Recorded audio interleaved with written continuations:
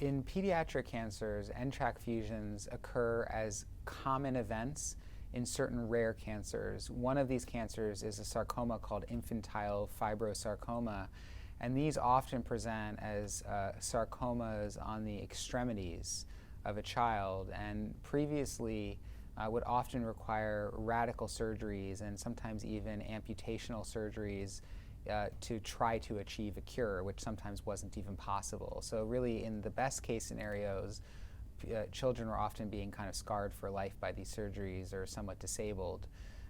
One of the amazing uses of larotrectinib has shown the ability to use larotrectinib in a preoperative fashion to downstage these cancers and allow much more minimal and potentially curative surgeries, where some of these children have been able to come off of larotrectinib post-operatively and remain cancer-free. So that's really kind of a remarkable story. We also see TRK fusions in some other rare pediatric cancers like congenital nephromas and a number of other kind of pathognomonic cancers in which these occur. There's also a condition called secretory breast cancer, which is a kind of juvenile rare form of breast cancer, and again, that has TRK fusions occur in about 90% of the time. So these are in kind of distinction with some of the adult cancers where these are rare events in common cancers. We have TRK fusions in many of the pediatric cancers being common events in rare cancers.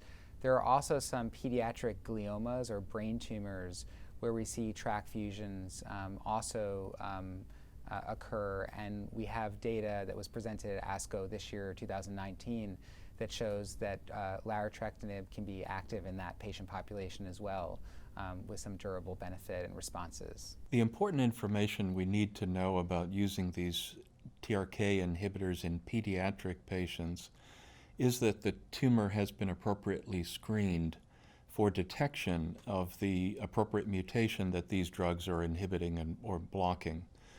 That type of genomic analyses, or it can be done with FISH or RT-PCR analyses, are now regularly or routinely done at many academic centers in particular, and patients and families have access to these testing materials for direct analysis of the tumor material. So those pediatric patients where these analyses have identified mutations involving the TRK gene or fusion transcripts, those ought to be the patients who are prioritized for treatment with these exciting new agents. The treatment of pediatric cancers has really been a central pillar of the larotrectinib experience. And when we look at the pediatric patient population, this is a population of patients where we see response rates sometimes in excess of 90% of the time. So this is incredibly high response rates.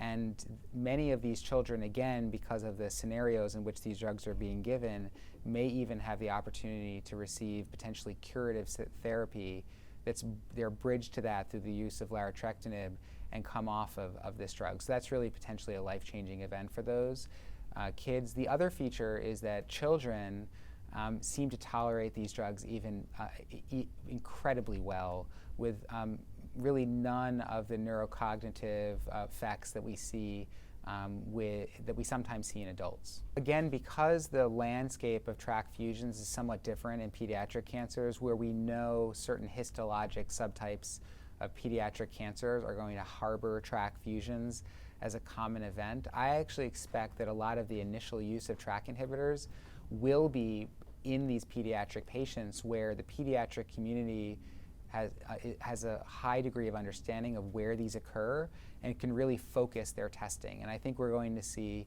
really massive and rapid adoption of testing that has the ability to detect these TRK fusions in the relevant pediatric cancer types. And that community is really going to organize around incorporating TRK inhibitors very early in the paradigm of managing these children.